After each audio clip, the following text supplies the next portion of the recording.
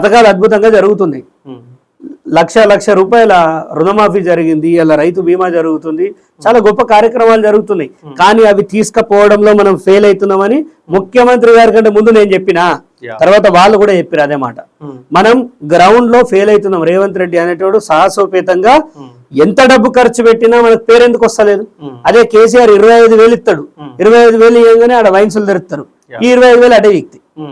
అర్థమైందా? ఇట్లా ఇంత మోసాన్ని, ఈ దగాని వాళ్ళు ప్రచారం చేసిరే, మనం ఎందుకు చేసుకుంటలేం? మరి మనకు ఏమైంది? మన నాయకులు మంత్రులు కావాలని కొట్లాడేంత దమ్ముందే, మరి శత్రువు మీద ఎందుకు కొట్లాడతలేం? వాడు మన ప్యాంటు గుంజలేదనా? ప్రజల్ని గుంజితే మనది గుంజినట్టు కాదా? సో ఈ సంపాదన మీద ఆలోచనలు చంపేయాలండి అందరూ. ప్రజాక్షేత్రంలో ప్రజలు రేపు నిర్ణయిస్తారు. మన పార్టీ కనుక ఈ విధి విధానాలలో పోతే రేపు ఇబ్బందులు తప్పవు. సో మాలాగా చెప్పే, మాకు ఎట్లా పదవులు ఇవ్వకపో ఓన్ కావాలి, కానీ అట్లీస్ట్ చెప్పేది ఇనురి. ఈ పార్టీలు ఉన్నందుకు ఈ పార్టీ మునుగుతే నా ఇజ్జత్ కూడా పోతుంది.